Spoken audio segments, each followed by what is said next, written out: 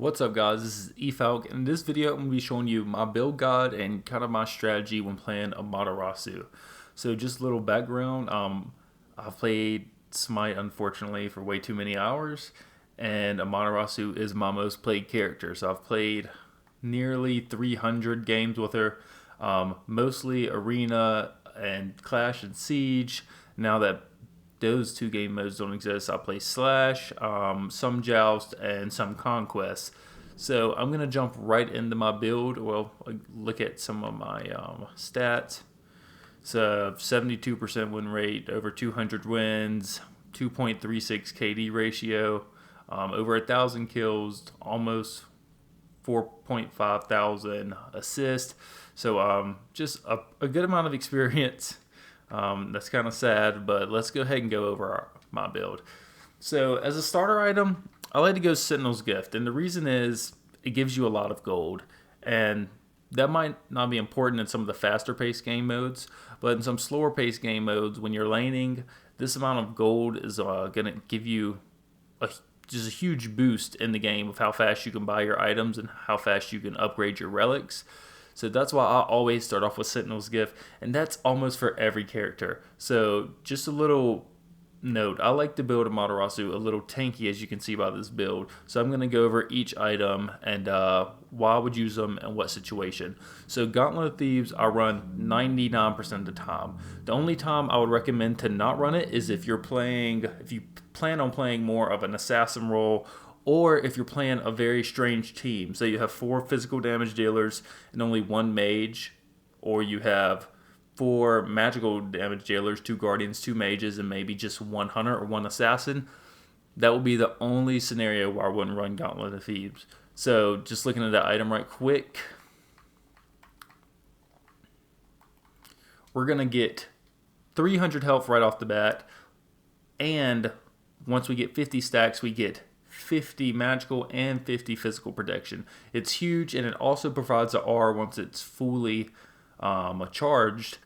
And once it's fully charged, it provides a R which gives 10 physical protection and 10 magical protection. So it's a huge support item. It's really good in game modes such as Arena and Slash now, where you're bunched together, really close together, and you're giving everybody on your team a small buff, but it's noticeable in the long run, especially when you have multiple people building Gauntlet of Thieves. So it's just a must-have item on almost every support build. If you're playing Conquest, you can kind of change things around based on your matchup in your lane, but for Arena or Slash, you have to be running Gauntlet of Thieves. So the next 2 items, so Gladiator Shield and Shogun's Kasari. These are going to be built in the order of which the enemy team has more damage coming from. So if you're playing 2 hunters, or you're playing a Thanatos or Loki that's getting cracked out right off the bat, you're going to build Gladiator Shield. On the other hand, if you're playing a Zeus and Scylla or a Poseidon and Baron, you're going to want to build Shogun's Kasari first. Both of these are kind of, I would call them hybrid items, especially Gladiator Shield. These items are going to provide us both defensive buff. It's also going to give us something offensively, and both of these items provide us health, which is really huge. We're getting the best of both worlds with these 2 items. So I'm going to go over both of them and kind of why I like them. So when it comes to Gladiator Shield, this is an item I started running pretty recently in my Amaterasu lifespan. We're going to get 25 physical power, 40 physical protection, 200 health, and 10% cooldown reduction. And its passive, I think, is probably the biggest part of why I run it. When damaging an enemy god below 60% health with an ability, you deal an additional 15 plus 25% of your protections from items and abilities. Can only trigger once per enemy per ability.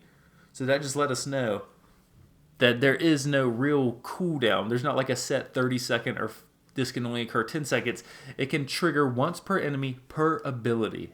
That is huge, especially when you're building tanky. We're going to get 25% of our protections from items and abilities. I mean, that is massive. When you have Sentinel's Gift, you have the Gauntlet of Thieves. We're going to have our 25 or 40 physical protection here. We're going to have Shogun's Kasari. We're going to have the Sledge, most likely, which I'm going to get to.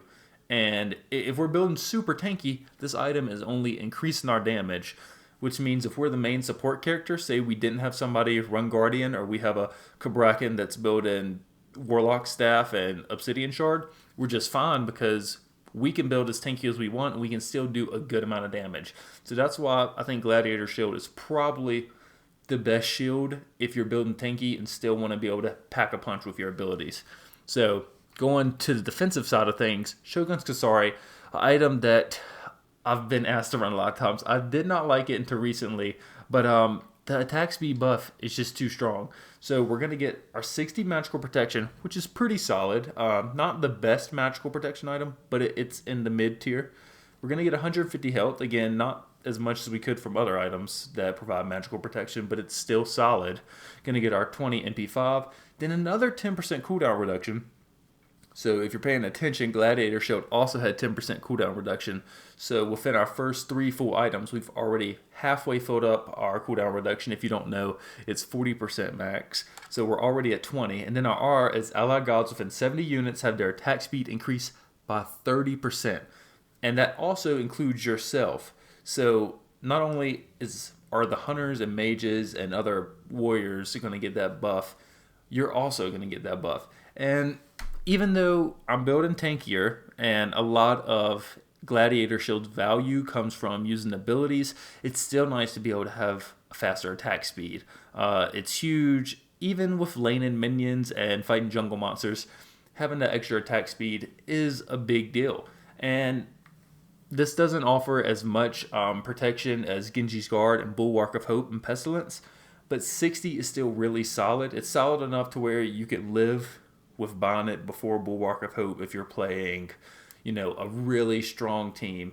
If you're playing Ascilla and Zeus that are lighting you up with AoEs, you're still fine to buy Shogun's Kasari. It's not such a magical protection fallback that you're hurt significantly. So again, whatever the enemy team is doing more damage with, physical or magical, is what order you can buy these two in. I just have this here, just because it's there. There's no particular reason. This doesn't have to be the third item after Sentinels, Gift, and Gauntlet Thieves. Either of these two. Now next is the Sledge. So the Sledge, one of my favorite kind of tanky offensive items. So we're going to get 40 physical power, not that much, but we're going to get 250 health, 150 mana, and 20% crowd control reduction. And then our passive is going to be for each enemy god within 55 units of you, you gain a stacking buff that provides 8 protections, stacks up to 3 times. So you can have up to 24 magical and physical protection added if you're in a big team fight. Now, if you're in arena, Sledge is a must-have item because this is going to be activated basically in every fight. Every fight, you're going to have plus 24, and all the other attributes that come from this. Now, in Slash, I would again say it's a must-have item. There's going to be a lot of close team fights right in the middle of the map. The map isn't that big. You're going to be right in it, especially near in-game. So it's still huge to have. Now, in Conquest, if you don't want to have Sledge, you don't have to have it. You could go for Blackthorn Hammer, which is one of my miscellaneous attack items, or miscellaneous damage items. But the Sledge could still have a lot of use late game in Conquest. So if you don't choose the Sledge here, I would recommend, if you're building tankier, to either take Blackthorn Hammer or take Frostbound Hammer. But you're still fine taking Sledge in Conquest, especially if you're running duo lane. You're gonna have at least 16 magical and physical going at all time. So I still think it's safe to take that. All right, so those are our 4 core items. Now, if you count, we have 2 more items left, because even though we bought Sentinel's Gift, you don't have to evolve it if you don't want to. I think Sentinel's Gift's biggest value comes from its increased gold and experience game early in the game. Having that extra gold is going to let us fly through these items, especially when laning in any game mode. So you can sell that. So basically we still have 2 items, unless you choose to upgrade Sentinel's Gift. There's no problem with having Sentinel's Boon or Sentinel's Embrace. They're 2 really good upgrades, and I'll go over those right quick before I go over all of our other items. So, I think they changed it to where you can't even, I don't think you can see it. Never mind, I will not go over those. So going over our damage items. Blackthorn Hammer, Ansel Void Shield, and then what katana is that? Hasten Katana. Okay, so Blackthorn Hammer, we're going to get 400 health. This and Stone of Gaia are the two most health adding items in the game. The difference is this one gives us physical power. Stone of Gaia gives us really good passive health regeneration, but I don't think it's necessary to run right now in this meta. So we're going to get 25 physical power, not that much, 200 mana, 400 health, and then our passive is while over 25% mana, gain 10% cooldown reduction, while under 25, gain 50 MP5. So over 25% mana is where you're going to be almost the entire time when you're playing Amaterasu, especially if we have this item and the sledge. Because you see, this is 350 mana right here within itself. Now that means we have 30% cooldown reduction. So we're almost at max cooldown reduction, and we haven't even got our 6th item yet. And this isn't even a cooldown build. This is just a tanky, kind of powerful, lot of health build to where you can wreak havoc on the battlefield. But we're already at 30% cooldown reduction, so that's pretty neat. I think this Blackthorn Hammer is a really good tanky item. Now, if you're playing more of a traditional warrior, maybe you want to go with one of the other items I'm about to show you. So, Ansel and Void Shield. Again, this is very much like these two items up here, even though they're not in the same square order. If the enemy team has a lot of magical damage coming, but you still want to have more power, go Ansel. If they have a lot of physical damage coming, take Void Shield. So we'll look at both of those right quick. Ansel, 50 physical power, 30 magical protection, 10% cooldown reduction. So again, if we didn't buy Blackthorn Hammer or its passive isn't activated, we still have 30% cooldown already. Then our passive, whenever you take magical damage from an enemy ability, you unleash a shockwave that silences all enemies within a range of 30 units for 1 second. This effect cannot trigger more than once every 30 seconds. I really don't like this passive. That's why I was really tempted to go with Runic Shield in a lot of my builds. But the 10% cooldown reduction and the higher physical power in between these three items is why I choose Ansel. But I really don't like the passive. It's good, but only occurring once every 30 seconds. I just feel like they're too worried about the silences of it, even though we have tons of broken characters that can just silence enemies constantly, like Nox and Ganesha. I don't know why this one item I would be fine with a silence like for 1 second every 20 seconds. That would make it a much more usable item. But it's still good. It's still good. But again, this is if you want to be a little bit more tanky and you want more power if you're facing a team of that is doing a lot of magical damage. So the next item is going to be Void Shield. This item is again very situational. If you have 2 hunters, buy Void Shield. If you have a hunter, another warrior, and another assassin, buy Void Shield. If you have a lot of physical damage coming from your team, buy Void Shield. It's just going to make everybody's life easier. 150 health, 45 physical protection, 20 physical power. It's 2600, so it's pretty obvious this item isn't built for its stat bonuses. It's built for its passive. Enemy gods within 55 units have their physical protection reduced by 15%. That's why you're going to want this item only if you have a team that's doing a lot of physical damage. If you are like the only physical damage character on your team, do not buy this item because you're not going to be doing enough damage to get enough value out of it. So just keep that in mind. And then last, the Hasten Katana. I like this item if you just want to be fast. If you want to be really, really, really fast and you're not worried about dying. Oh no, Golden Blade, my fault. This is not the Hazen Katana.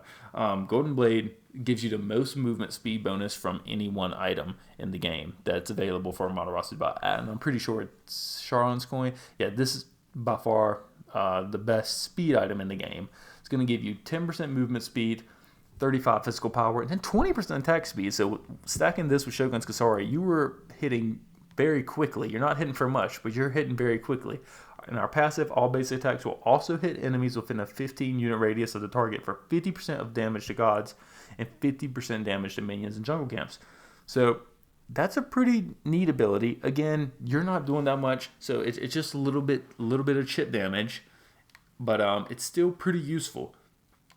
So those are the 4 damage items. And as you can see, all of them besides the Golden Blade are all kind of They're all hybrid items. They're all giving us either health or protections or a little of both with a neat passive.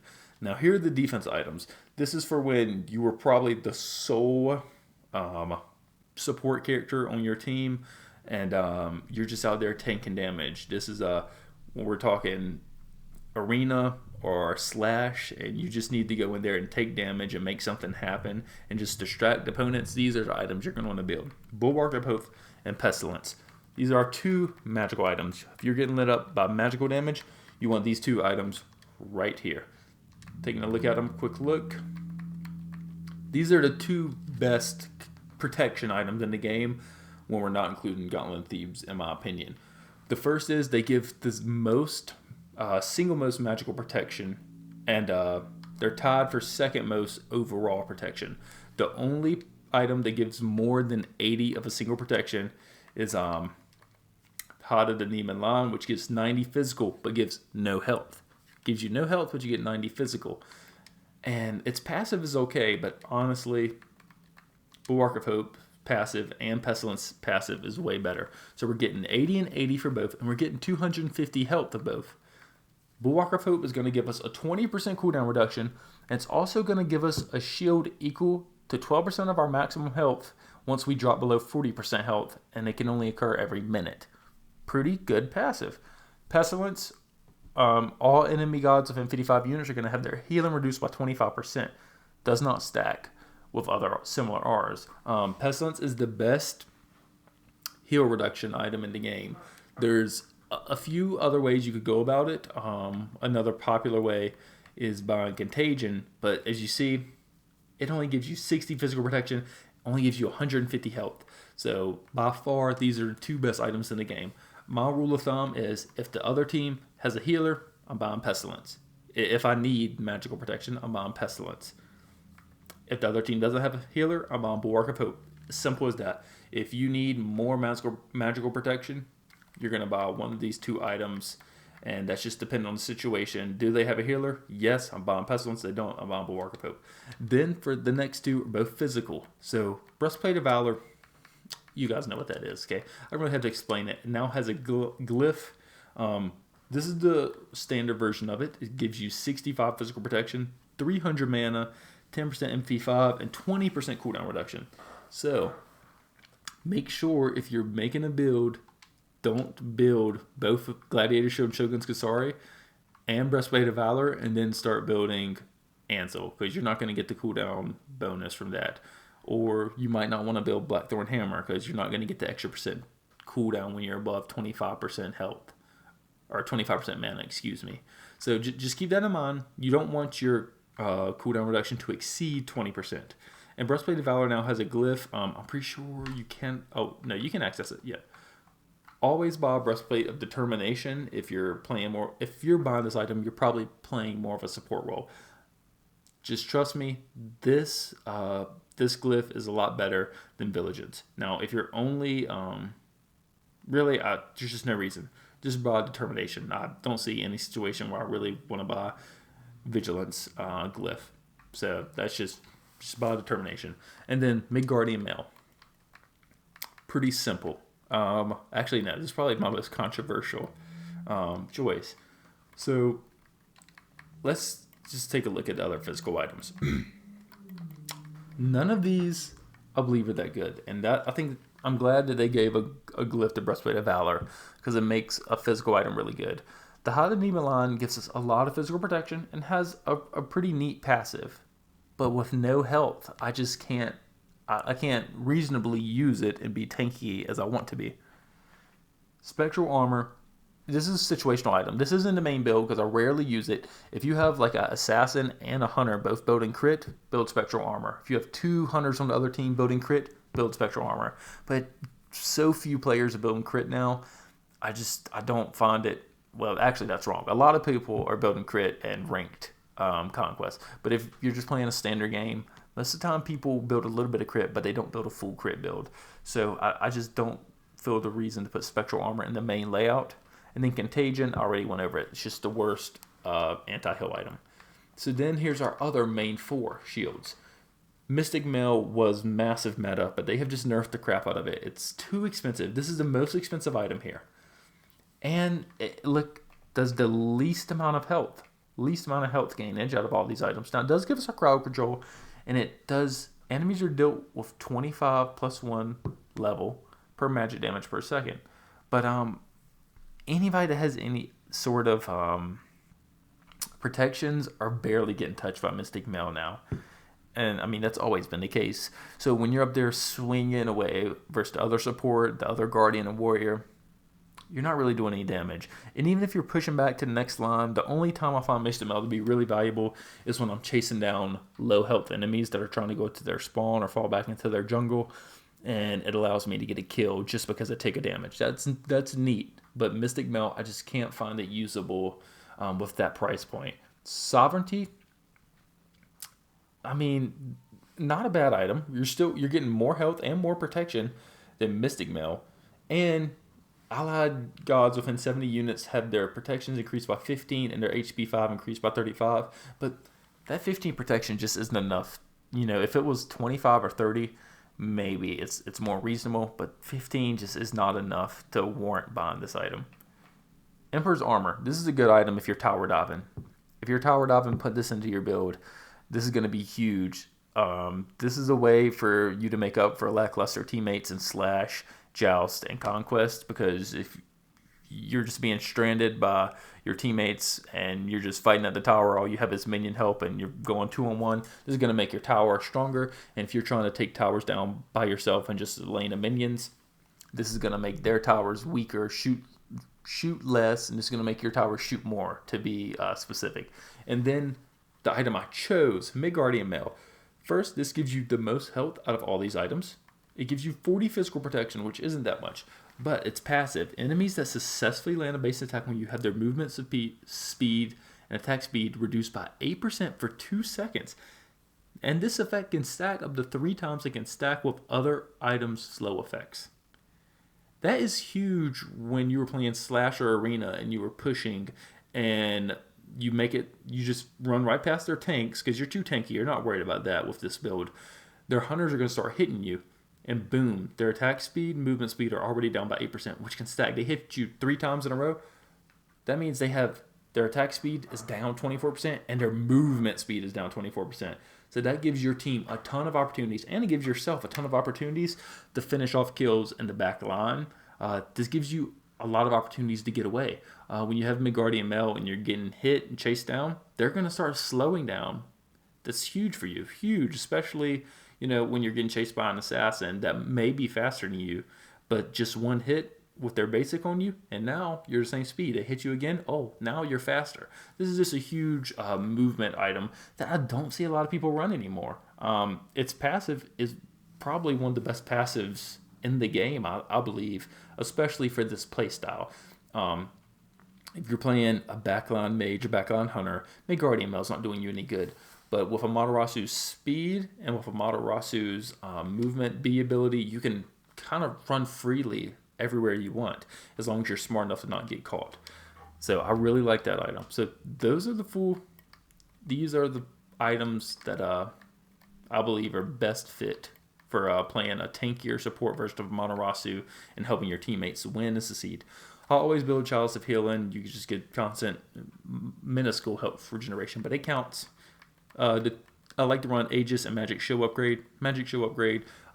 Great team relic. You can help save your teammates, get them out of tricky spots. Or if you're pushing and you don't know if you can make it out, Magic Shield's Upgrade is always there. Aegis Amulet. Some people just are against this. The one hard counter I would say to this build is assassins. Not assassins, but assassination ults. That's why I love Aegis. When I'm playing an Alkong or a Thanatos or an Achilles, the biggest threat to me is their assassinations don't go off a fixed amount of health. It's not like, once they have 400 health, you can assassin them. It goes off a percentage. And I'm pretty sure that percentage is 25%. I know it is for Thanatos. I'm not sure about Alkong and Achilles. But if you can get assassinated at 25% health with this build, I don't think the build generator does it correctly. See, it doesn't do it correctly, but it will count our health correctly. It won't give us our protections as if this was maxed out. But let's just see if our standard build, how much health. Let's say say this is a game where we're having to play a little bit tankier. They have 2 mages. It's pretty normal situation. So we built Gauntlet of Thebes, Gladiator Shield, Shotguns, Kasari, Sledge, Bulwark of Hope, and then Blackthorn Hammer. Look at our health. 3,730. That means we can get assassinated with a good amount of health. A lot of health, really. That's why I just want them to get rid of assassination moves. And to be exact, we can get assassinated at 932 health. That is a ton of health to get assassinated at. That is a ton of health to get. I mean, that's an unreasonable amount. Think about it. Even if say we have the build really tanky. Say they are lighting us up. With mages. So we built Pestilence. Let's say they have a Hell and they had a Hell, a Alkong, and a Scylla. And so we built Anti-Hill, and we had to build Bulwark of Hope. When we just have a ton of well, let's see this. Well, we're still at 3730 health. What did I change? But either way, we're gonna. Is it not counting them correctly? Okay, but either way, just there are games where I'm up around 3,900 health. I'm actually trying to look at the screen and figure out, how I get up that high. But when you're up at 3,800 health, you can get assassinated at just 950 health. That is, at 950 health, you may not even be falling back. With all your protections in the situation, you may be pushing with 950 health, especially with Amaterasu if you have both your relics.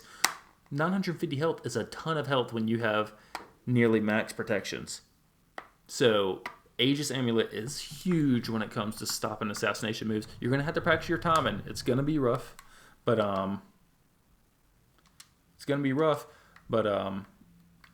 it's good to have. It's good to have, and save it for assassins, because if you're playing them, they know that they can't kill you unless they assassinate you. So my tip would be run Aegis and run Magic Shell. So that's my full build. I wanted to kind of show you Amaterasu in action, or at least me playing Amaterasu in action, but this video went a lot longer than I expected, so I'm going to make a part 2 that just follows up with the God and show me playing live in a game and kind of what my thought process is. So I hope you guys enjoyed. If you have any questions, please comment. I'm definitely going to respond. So you guys have a great day, and stay tuned.